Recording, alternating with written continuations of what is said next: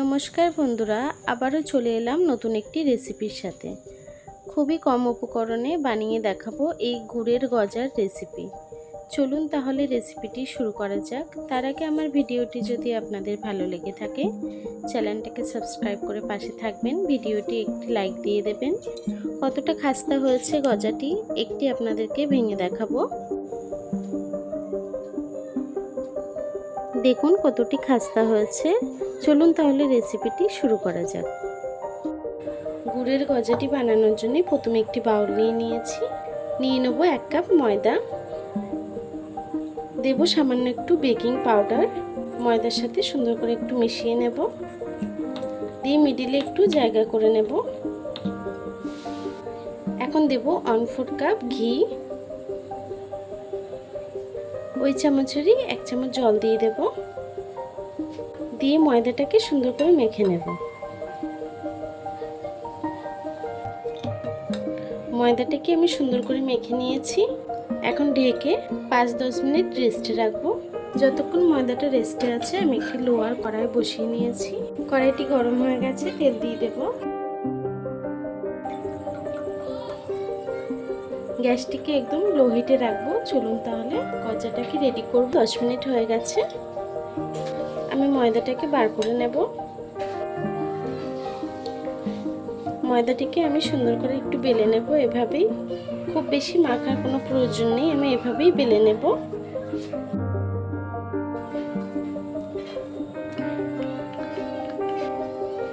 দেখুন আমি সুন্দর করে বেলে নিয়েছি।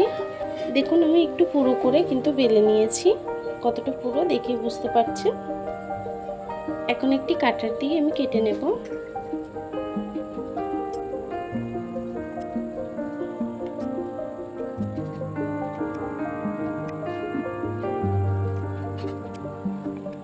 সবগুলো সুন্দর করে কাটা হয়ে গেছে। চলুন তাহলে ভেজে নিই। তেলটি কিন্তু হালকা গরম হয়ে গেছে, আমি সামান্য একটু এক টুকরো দিয়ে দেখব। তেলটি এতটাই গরম প্রয়োজন। এখন আমি একে একে দিয়ে দেব। গ্যাসটা কিন্তু একদম লো ফ্লেমে রাখতে হবে। দেওয়ার সাথে সাথে কিন্তু নাড়বে না, এভাবেই ফুলে উপরে আসতে দেবেন। আমি কিছুক্ষণ লো ফ্লেমে ভেজে নেব। আমি একটু নেড়ে দেব। হালকা হাতে নাড়তে হবে যাতে ভেঙে না যায়। হালকা আছে ভেজে নিতে হবে। গ্যাসটা যদি হাই ফ্লেমে থাকে ওপর থেকে কালার চলে আসবে, ভিতরে কিন্তু কাঁচা থেকে যাবে। তার জন্য একদমই লো ফ্লেমে ভাজতে হবে। দেখুন কতটা ফুলে এসছে। ব্রাউন করে ভেজে নেব। দেখুন আমার কিন্তু ভাজা হয়ে গেছে, হালকা ব্রাউন কালার চলে এসছে। এখন নামানোর আগে আমি গ্যাসটাকে হাই ফ্লেমে করে দেব। আরও কিছুক্ষণ ভেজে নেব। দেখুন গজাটা কিন্তু সুন্দর করে ভাজা হয়ে গেছে। এখন নামিয়ে নেব আমি।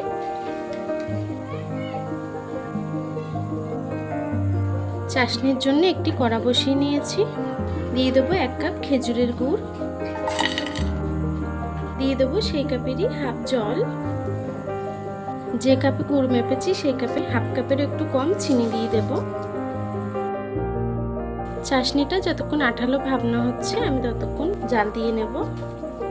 দেখুন বন্ধুরা আমার চাশনিটি কিন্তু হয়ে গেছে। আমি দেখিয়ে দিচ্ছি যে চাশনিটা হচ্ছে, বুঝবেন কি করে। আঠা আঠা ভাব আসছে, এমন আসলেই ভাববেন হয়ে গেছে। এখন আমি গ্যাসটাকে বন্ধ করে দেব।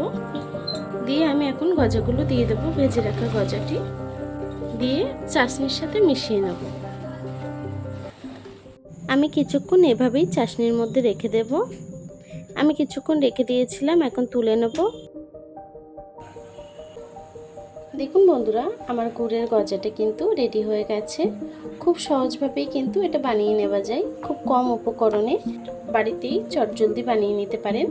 আমার এই ভিডিওটি কেমন হয়েছে কমেন্ট বক্সে জানাতে ভুলবেন না। ভিডিওটি যদি ভালো লেগে থাকে চ্যানেলটাকে সাবস্ক্রাইব করে পাশে থাকবেন। আর এতক্ষণ ধরে আমার ভিডিওটি দেখার জন্য আপনাদেরকে অসংখ্য ধন্যবাদ।